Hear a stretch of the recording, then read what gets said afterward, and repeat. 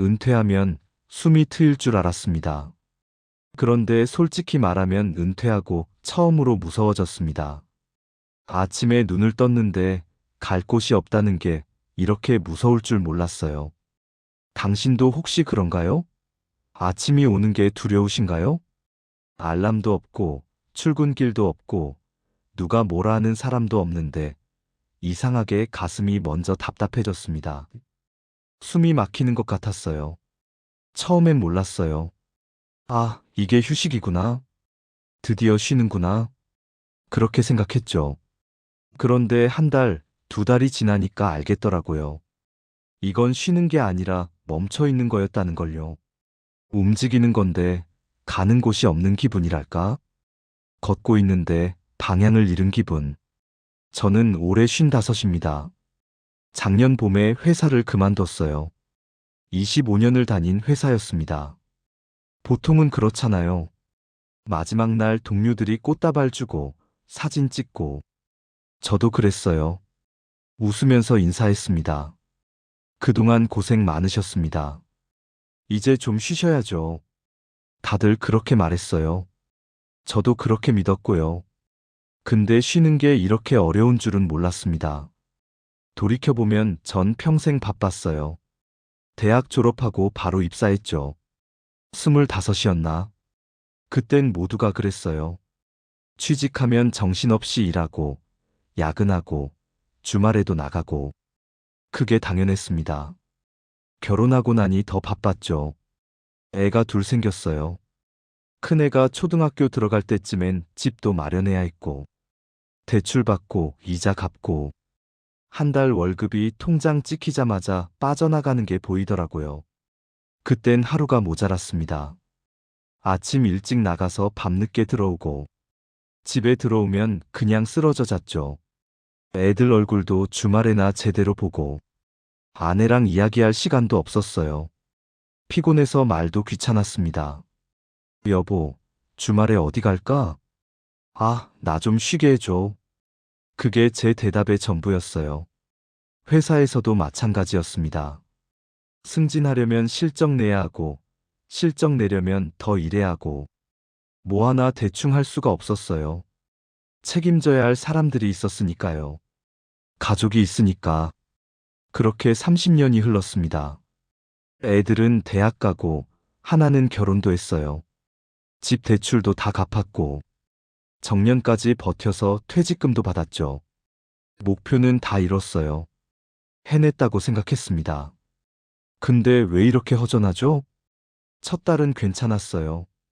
아침에 천천히 일어나서 커피 한 잔하고, TV도 보고, 낮잠도 자고, 이게 진짜 은퇴구나 싶었죠. 뭔가 여유롭다는 기분도 들었고요. 근데 두 번째 달부터 달라지기 시작했습니다. 아침에 눈을 뜨는데 할 일이 없는 거예요. 뭘 해야 할지 모르겠더라고요. 그냥 시간이 가기만 기다리는 기분이었어요. 전화도 안 오고요. 예전엔 전화가 오면 귀찮았거든요. 또 일이야 이러면서. 근데 이젠 전화벨이 안 울리니까 이게 또 이렇게 쓸쓸할 줄 몰랐습니다. 회사 동료들한테 연락도 해봤어요. 밥 한번 먹자고. 근데 다들 바쁘더라고요.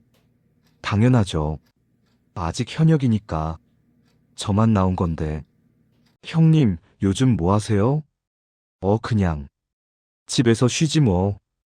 부럽습니다. 저도 빨리 은퇴하고 싶어요. 겉으론 부럽다고 하는데 눈빛은 달랐어요. 뭐랄까, 저를 이미 과거의 사람으로 보는 느낌? 집에서도 마찬가지였습니다. 아내는 아내대로 바빠요. 친구들 만나고, 동호회 활동하고. 근데 저는 그런 게 없었어요. 평생 일만 했으니까. 여보, 나도 뭐 좀 할 게 있어야 하는데. 그럼 취미 생활 해봐요. 등산이라도 다니든가. 그래서 등산도 가봤어요. 혼자. 근데 산에 올라가면 다들 그룹으로 와 있더라고요. 떠들고 웃고. 저만 혼자 걷고 있는 거예요. 정상에 올라가서 주먹밥 하나 꺼내 먹는데 갑자기 눈물이 나려고 했습니다. 왜 이러나 싶었어요. 나 왜 이래? 그날부터 알았어요. 쓸모 없어진다는 게 뭔지, 누군가 나를 필요로 하지 않는다는 게 이렇게 무서울 줄 몰랐습니다. 어느 날 아침이었어요. 커피를 마시면서 창밖을 보는데 문득 이런 생각이 들더라고요. 나 뭐 좋아하는 게 있었나? 진지하게 생각해 봤습니다. 내가 좋아하는 게 뭐지? 취미가 뭐지? 하고 싶은 게 뭐지? 근데 답이 안 나오는 거예요. 평생을 살아왔는데 내가 뭘 좋아하는지 모르겠더라고요. 그제야 깨달았습니다. 제 인생에 나라는 사람이 없었구나. 아버지로 살았고, 남편으로 살았고, 회사원으로 살았어요. 누군가의 뭔가였죠. 근데 그냥 나로 살아본 적은 없었던 것 같아요. 나중에 하지 뭐. 젊을 때 그렇게 생각했어요. 지금은 바쁘니까 나중에 시간 나면 하자. 책도 읽고 여행도 가고 친구도 만들고.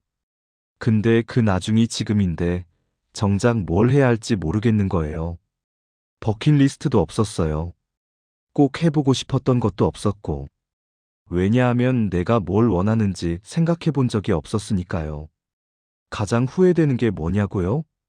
돈이 부족한 것도 아니고 건강을 안 챙긴 것도 아니고요. 가장 후회되는 건 나를 너무 오래 방치해 둔 거였습니다. 내 마음이 뭘 원하는지, 내가 어떤 사람인지, 그걸 한 번도 물어본 적이 없었어요. 그날 밤, 오랜만에 아내랑 이야기를 했습니다. 여보, 나 너무 공허해. 알아요. 뭘 어떻게 해야 할지 모르겠어. 아내가 잠시 생각하더니 조용히 말했어요. 천천히 찾아가면 되죠. 뭐, 이제 시간은 있잖아요. 그 말이 위로가 됐습니다. 맞아요. 시간은 있어요. 이제 시작해도 늦지 않았구나. 다음 날부터 달라졌어요. 거창한 변화는 아니었습니다. 아침에 일어나서 동네를 천천히 걸었어요. 그냥 걷는 거예요. 목적지 없이. 근처 공원에 벤치가 있더라고요.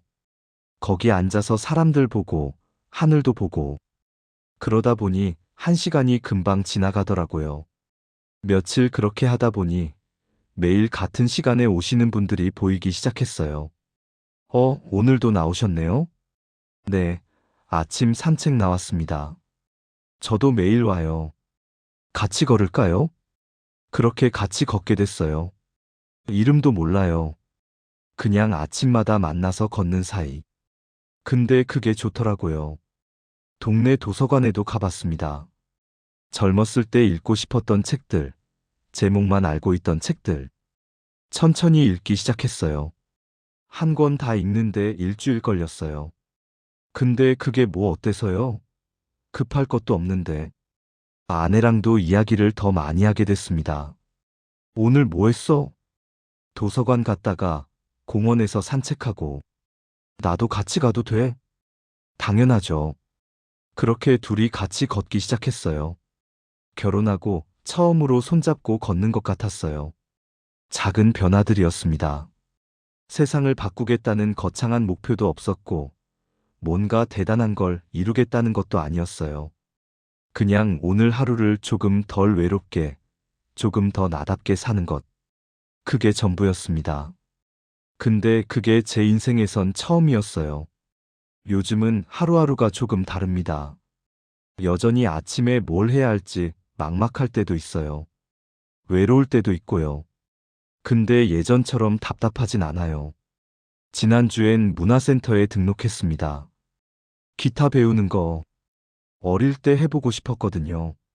손가락이 뻣뻣해서 코드 잡기 힘들긴 한데 그래도 재밌어요.